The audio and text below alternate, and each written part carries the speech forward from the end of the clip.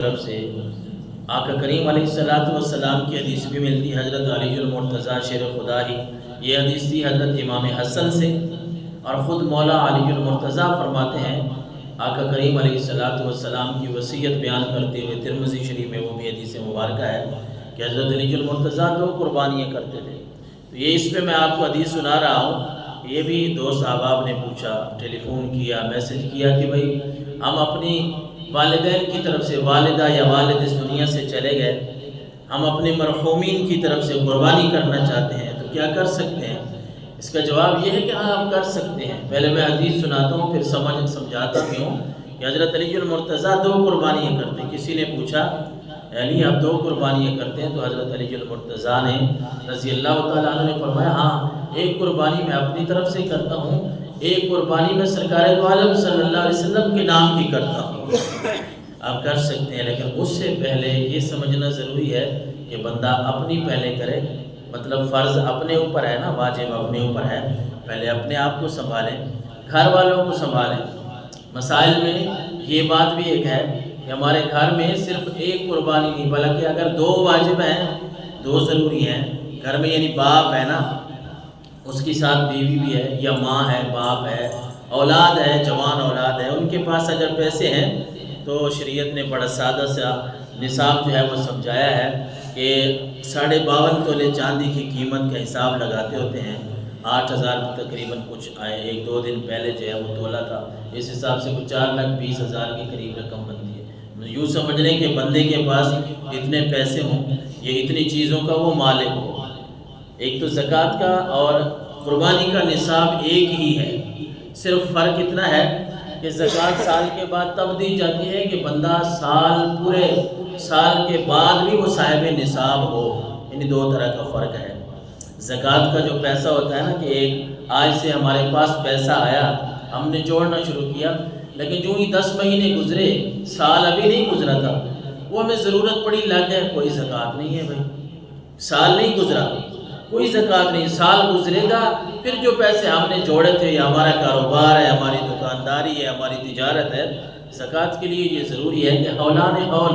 یعنی پورا سال گزرتا ہے تو پھر اللہ کا حکم ہے اب تم نے زکوٰۃ دینی ہے، جس کو 2.5% یا 40واں حصہ ہم کہتے ہیں۔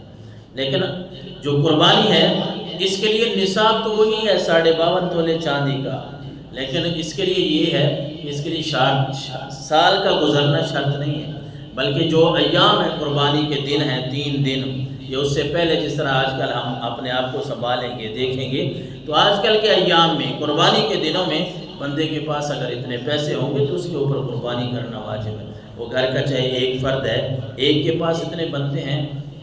2 کے پاس اتنے بنتے ہیں، ہمارے کو بیٹے نوجوان نسل ایسی ہے ان کے پاس کو پیسے اتنے پڑے ہیں، ان کی طرف سے بھی علیحدہ ہر بالغ کے اوپر، یعنی اس میں کوئی مرد عورت کا فرق نہیں ہے،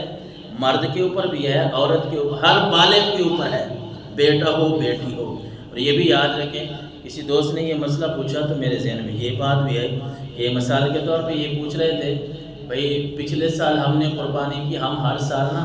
گھر کے 6 افراد ہیں مثال کے طور پہ، تو ہر سال ہم نیت کرتے ہیں بھئی اس سال والد صاحب کی ہے، اس سال والدہ صاحبہ کی ہے، اس سال فلاں بھائی کی ہے، بیٹے کی ہو گئی، اس سال فلاں بہن کی ہے، بیٹی اس کی ہو گئی۔ تو اس طرح بھی نیت تو کر سکتے ہیں آپ، لیکن پہلے یہ سمجھیں کہ جو سربراہ ہے واجب اس کے اوپر ہے، یعنی یہ نہ ہو کہ والد صاحب جو ہیں گھر کے سربراہ ہیں، پیسہ تیلا سارا ان کے ہاتھ میں ہوتا ہے، کاروبار ان کے ہاتھ میں ہے، تو قربانی جو گھر میں ایک کریں گے نا وہ صرف انہی کے نام کی ہوگی، انہی کے نام کی ہوگی، واجب ان کا ہی ادا کرنا ہے۔ اگر اللہ نے دیا ہے نا پیسہ زیادہ،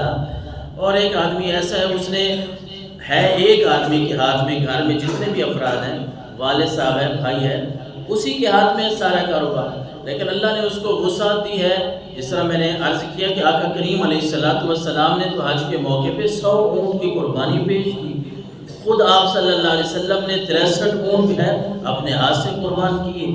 37 کے لیے حضرت علی المرتضیٰ کو حکم دیا کہ آپ جو ہے ان کو قربان کریں۔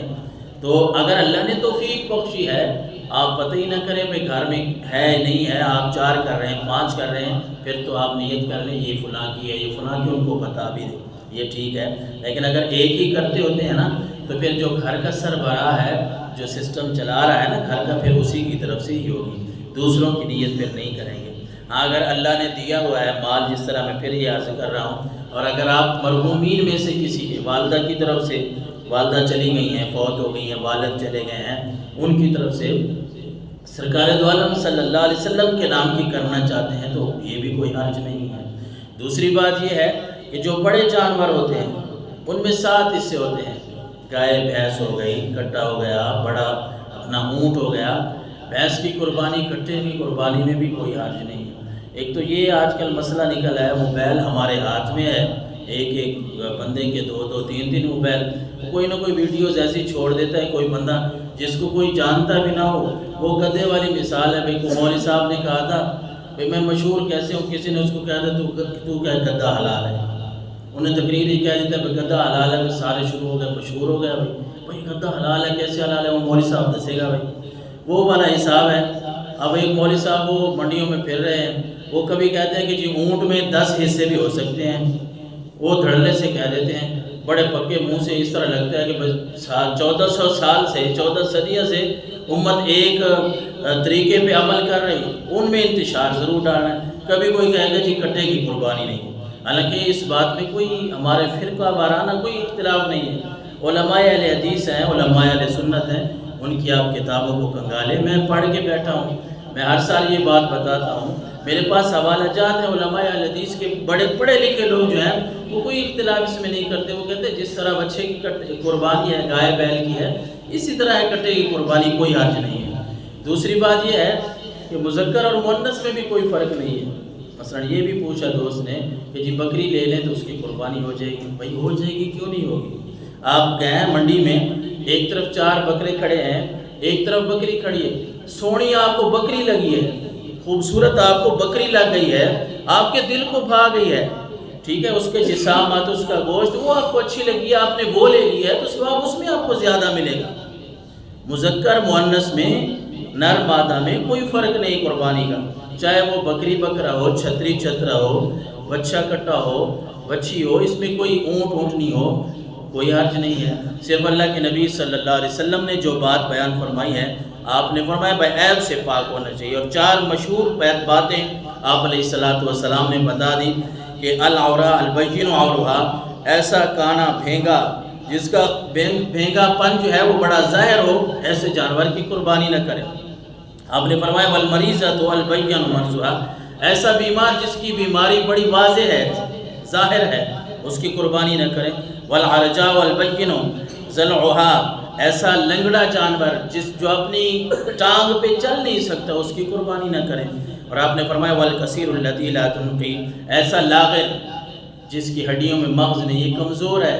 تو اس کی بھی قربانی نہ کریں۔ اس کے علاوہ باقی مذکر مؤنث میں کوئی فرق نہیں ہے۔ اور 7 حصے قرآن مجید، اس میں اللہ کے نبی صلی اللہ علیہ وسلم نے حدیث مبارکہ میں جو 7 حصے بیان کیے ہیں نا، یہ زیادہ سے زیادہ ہے، یعنی یہاں تک ہم جا سکتے ہیں۔ اب خود اپنے دماغ سے اگر سوچیں تو یہ بات پتہ چلتی ہے کہ زیادہ سے زیادہ اللہ کے نبی نے بیان کر دیے 7 حصے، بس کم کی کوئی حد نہیں ہے۔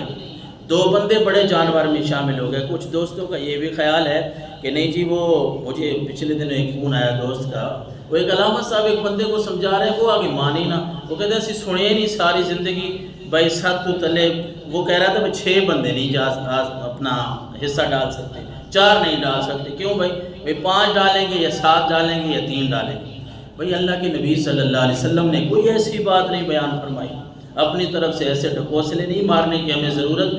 آپ یہ بات اچھی طرح سمجھ لیں کہ زیادہ سے زیادہ حصے آپ نے فرمایا 7 ہو سکتے ہیں، بھئی کم کی کوئی تعداد نہیں ہے۔ 2 بندے بڑے جانور میں